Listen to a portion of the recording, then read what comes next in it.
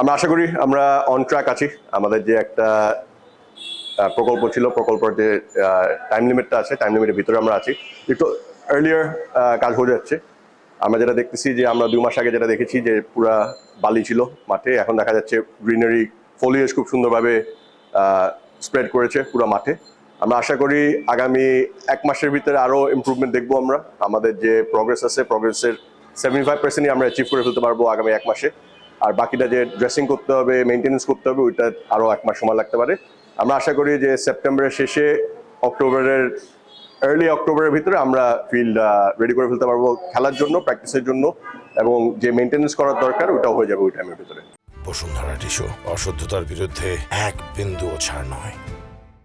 আমরা বিবেচনা করেছি, আমরা ভেন্ডারের সাথে কথা বলেছি, ভেন্ডারের পরামর্শ নিয়েছি। আমরা ইন্টারন্যাশনাল গ্রাউন্ডস, যেটা আমাদের কম্পিটিটিভ যে গ্রাউন্ডস আমরা খেলি, সিঙ্গাপুর, থাইল্যান্ড বা ইন্ডিয়া বা শ্রীলঙ্কা, নেপাল, ওদের মাঠও আমরা রিসার্চ করেছি, করে দেখেছি যে বারমুডা ঘাস যাতে সবচেয়ে কনভিনিয়েন্ট বাংলাদেশের জন্য, আমাদের আবহাওয়ার জন্য, আমাদের মেনটেন্যান্সের জন্য, যেহেতু বারমুডা নিজেকে রেকটিফাই করে, নিজে হিল করে। জয়সারা যেটা ছিল ওইটা একটা কার্পেট ঘাসের মতন, বাট ওটা হেভি ঘাস। ওটা বল যখন রোল করে, রোলিং এর সময় তখন দেখা যাচ্ছে বলটা স্লো হয়ে যেত, বাট বারমুডা কিন্তু একটা ইভেন কুইক প্লের জন্য একটা মাঠ রেডি করে দিতে পারে। আর যেটা বললাম যে যখন হেভি ইউসেজ হবে, বারমুডা নিজেকে সেলফ হিলিং করে, তো ওই মেনটেন্যান্সটা একটু ইজি। আর বারমুডার একটা জিনিস হলো যে বারমুডার নিচে একটু হলুদ হয়ে যায়।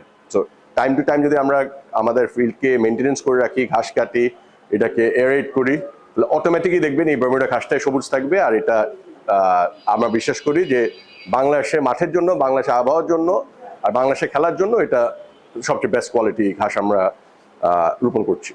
আমাদের টার্গেট আছে একটা ট্রাই নেশন করা, যেটা আমাদের মাননীয় প্রেসিডেন্ট আর ভাইস প্রেসিডেন্ট বলেছিল। আমাদের জিএসও বলেছে একটা ট্রাই নেশন করার একটা ইচ্ছা আছে আমাদের, যেন আমরা ওই ফিফা উইন্ডোতে আমরা একটা গেম আনতে পারি বাংলাদেশে, বা 2টা গেম করতে পারি।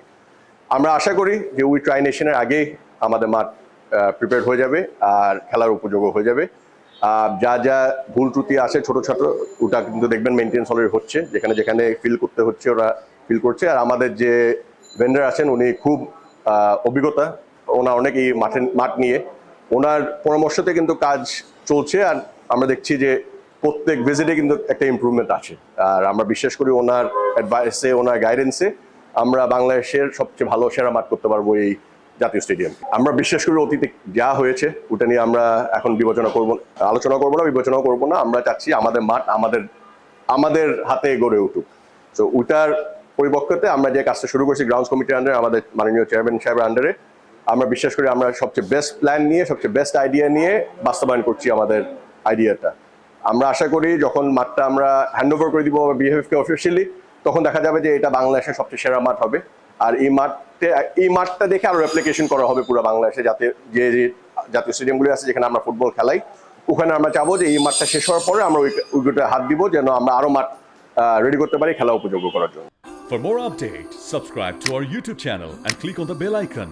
Follow us on Facebook and Instagram. Download T-Sports app to enjoy exciting games and highlights. Visit tsports.com.